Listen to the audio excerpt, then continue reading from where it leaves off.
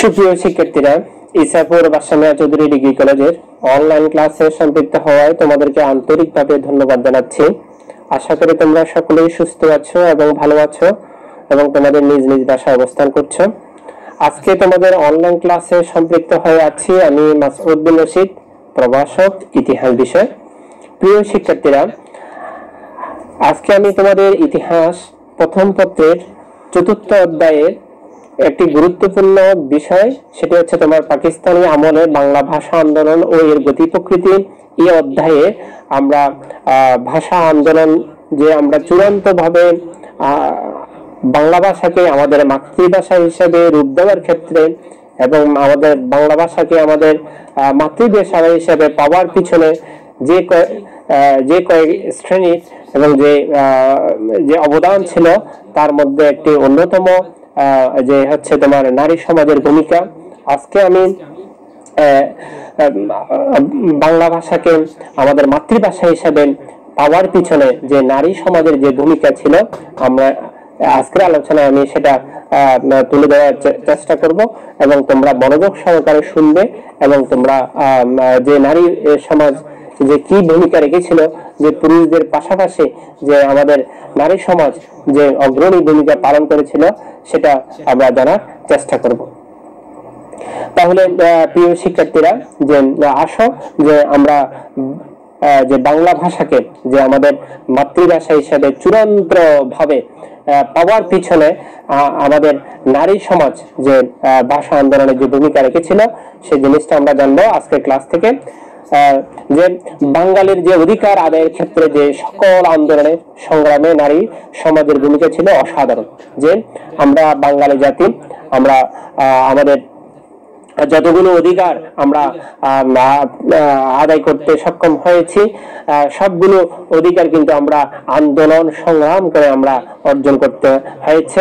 পৃথিবীর ইতিহাসে যেমন কোন রাষ্ট্র, কোন দেশ তাদের ভাষার জন্য রক্ত দিতে হয়নি, তাদের ভাষার জন্য সংগ্রাম করতে হয়নি, ভাষার জন্য তারা রাজপথে নেমে মিছিল করতে হয়নি, ভাষার জন্য তাদের জীবন দিতে হয়নি। আর একটি মাত্র জাতি, একটি মাত্র রাষ্ট্র এর থেকে ব্যতিক্রম, সেটা হচ্ছে আমাদের বাংলাদেশ।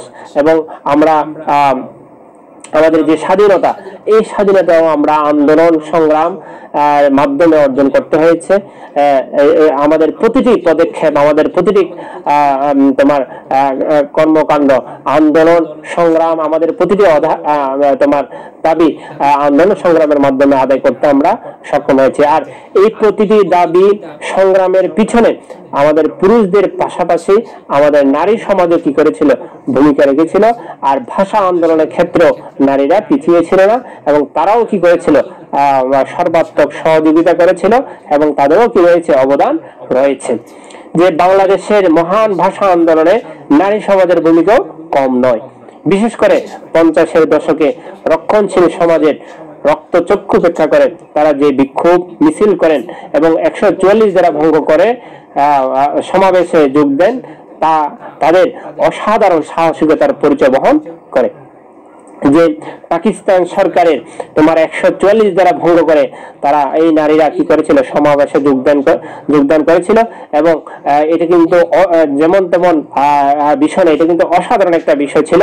যে পাকিস্তান সরকারের রক্তচক্ষুকে উপেক্ষা করে তারা কি করেছিল, তোমার সমাবেশে যোগদান করেছিল। শুধু তাই নয়, তারা আহত ছাত্রদের চিকিৎসা সাহায্যার্থে বাড়ি বাড়ি গিয়ে চাঁদা তুলেছিল। ছাত্রদের পুলিশি নির্যাতন থেকে রক্ষা করতে তাদের নিজেদের কাছে লুকিয়ে রেখেছেন। আবার বন্দী ছাত্রদের জন্য খাবার সংগ্রহ করেছিলেন এই নারীরা। তাহলে আমরা দেখতে পাচ্ছি যে আমাদের নারী সমাজ যে কতটুকু ভূমিকা রেখেছিল যে আমাদের ভাষা আন্দোলনের মধ্যে। তার মধ্যে আমরা দেখতে পাই তারা কি করেছিল, যে যেমন বিভিন্ন সমাবেশে তারা সাহসিকতার সাথে কি ছিল, তারা সমাবেশে যোগদান করেছিল। এবং শুধু সেটার মধ্যেই তারা ক্ষান্ত ছিল এমনটি নয়, শুধু তারা আহত ছাত্রদের চিকিৎসার সাহায্যার্থে বাড়ি বাড়ি গিয়ে তারা চাঁদাও তুলেছিল।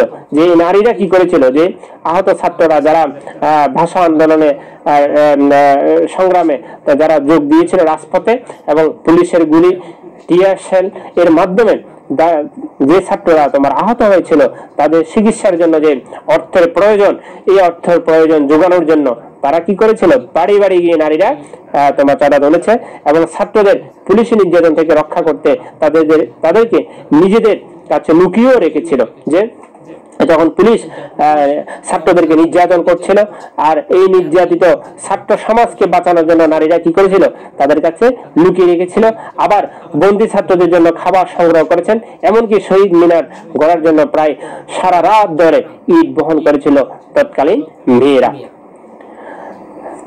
আর এর মধ্যে আমরা যে এই যে কয়েকজন বিশেষ করে মহিষী নারী যে তোমার অবদান রেখেছিল তার মধ্যে আমরা বেশ কয়েকজন উল্লেখযোগ্য দেখতে পাই। যে ভাষা আন্দোলনের যে অন্যতম অংশগ্রহণকারী ছিলেন সর্বজন শ্রদ্ধেয় বেগম তোমার কবি, সর্বজন শ্রদ্ধেয় কবি বেগম সুফিয়া কামাল আমরা অন্যতম দেখতে পাই। যে অনেক কর্মীর সঙ্গে তার ছিল নিবিড় যোগাযোগ। 52 ভাষা আন্দোলনের ভাষা কন্যা নাদেরা বেগম পুলিশের ঘেরাও থেকে আত্মগোপন করে সুফিয়া কামালের বাসা ছিলেন। বোনের মেয়ে পরিচয় নিয়ে নাম পরিবর্তন করে নতুন নাম দিয়েছিলেন জাহানারা। মুনির চৌধুরীর বোন নাদেরা বেগমকে তোমার হাটখোলার তারাবাগের বাসায় লুকিয়ে রেখেছিলেন সুফিয়া কামাল। কিছুদিন পর ঘটনা জানাজানি হয়ে গেলে পর পুলিশ তাকে বন্দী করে। তারপর তোমার কারাগারের যে অন্য রাজবন্দীদের সঙ্গে তিনি কঠোর নির্যাতন ও অত্যাচারের শিকার হন।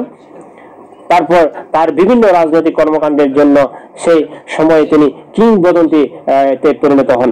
এইভাবে যে শহীদ তোমার যে ভাষা আন্দোলনের জন্য মুনির চৌধুরীর যে বোন নাদেরা বেগম কি করেছিলেন, যে এইভাবে অবদান রেখেছিলেন এবং তিনি বিভিন্ন ধরনের নির্যাতন অত্যাচারও শিকার হয়েছিলেন এবং কারাগারে অন্য যে রাজবন্দী ছিলেন সেই রাজবন্দীদের সঙ্গেও তিনি কি অত্যাচার নির্যাতনের শিকার হয়েছিলেন বলে আমরা জানতে পাই। এরপরে তোমার যে রাষ্ট্রভাষা যে বাংলার দাবিতে যে 1952 সালে যে 21শে ফেব্রুয়ারি যে তোমার ছাত্ররা 144 ধারা ভঙ্গ করার সিদ্ধান্ত গ্রহণ করেছিল, তখন ডক্টর সুফিয়া আহমেদের উপর দায়িত্ব পড়েছিল তোমার আনন্দময়ী ও বাংলা বাজার স্কুলের মেয়েদের জড়ো করে বিশ্ববিদ্যালয়ের যে আমতলা নিয়ে আসার তিনি কাজটি করেছিলেন। সিদ্ধান্ত হয়েছিল ছেলেরা 10 জন করে এবং মেয়েরা 4 জন করে বের হয়ে পুলিশের ব্যারিকেড পার হয়ে এগিয়ে যাবে।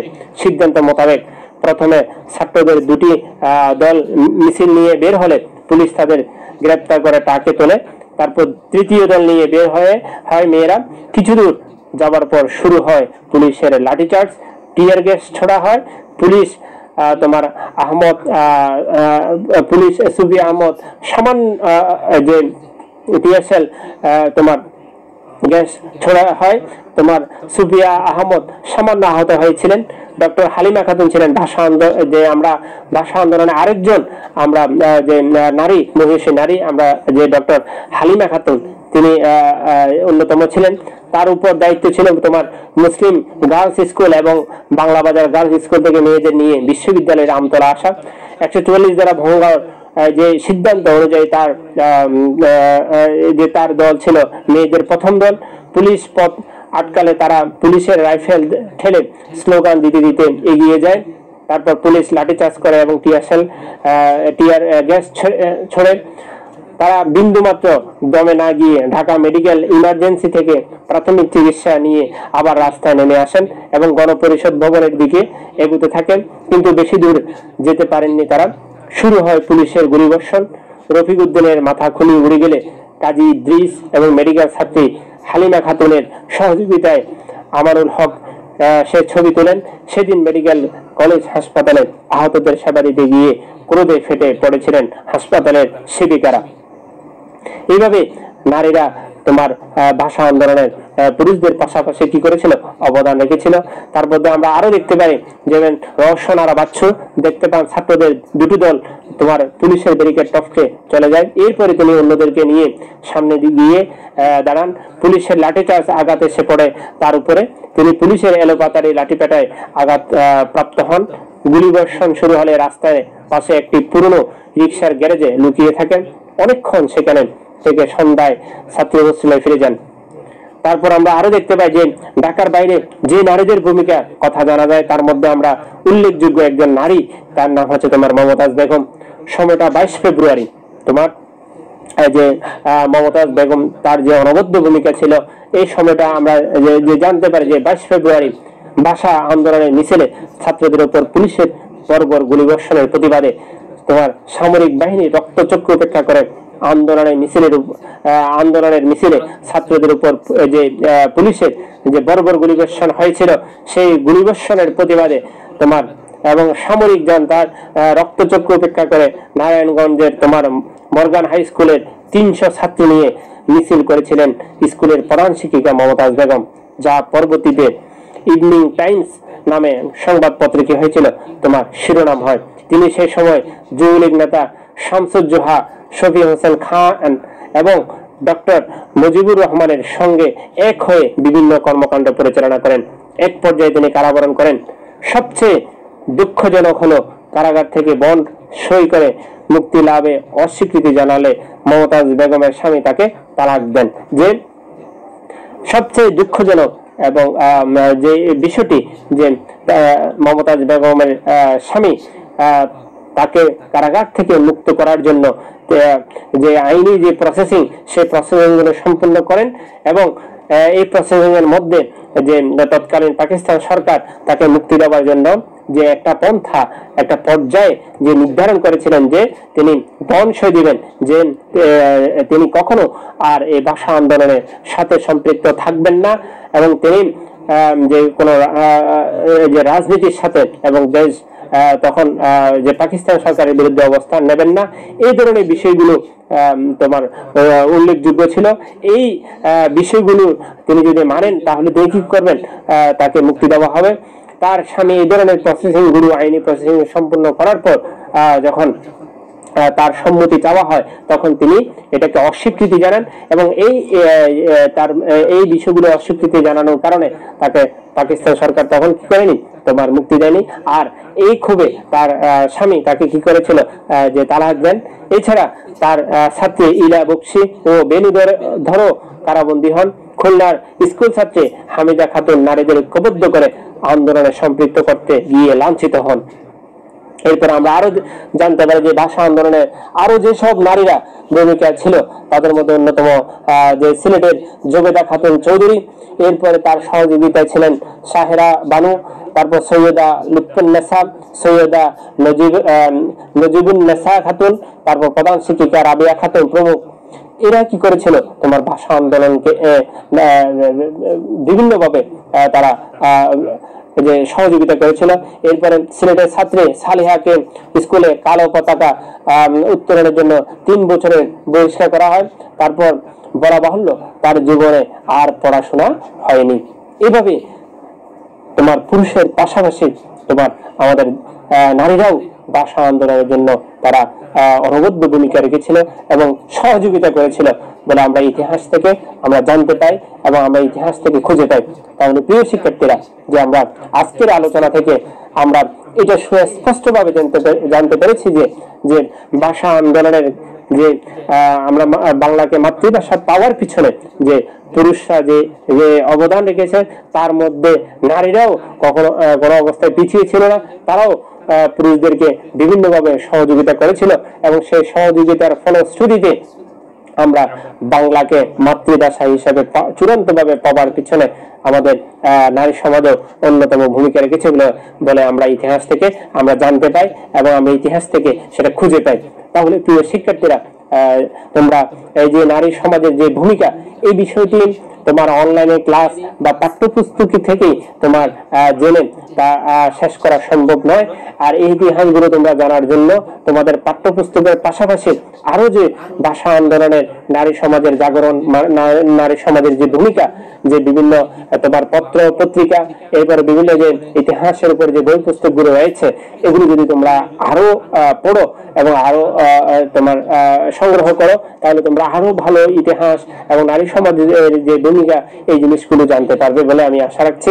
এবং সেই তোমার পাঠ্যপুস্তকের পাশাপাশি এই জিনিসগুলো তোমরা পড়বে এবং তোমাদের পাঠ্যপুস্তকে যে নারী সমাজের ভূমিকা যে বিষয়গুলো রয়েছে এই বিষয়গুলো তোমরা তোমাদের বাসায় পড়বে এবং নারী সমাজ সম্পর্কে এবং যারা যারা অবদান রেখেছিল তাদের সম্পর্কে জানবে এবং আজকের ক্লাস থেকে তোমরা কিছুটা জেনেছ এবং আরো বৃহৎ এবং বিশদ আকারে জানার জন্য তোমাদের পাঠ্যপুস্তকের যে নারী সমাজের যে ভূমিকা যে বিষয়টি রয়েছে এটিতে যদি তোমরা পড়ো তাহলে আরো ভালো জানতে পারবে বলে আমি আশা রাখছি।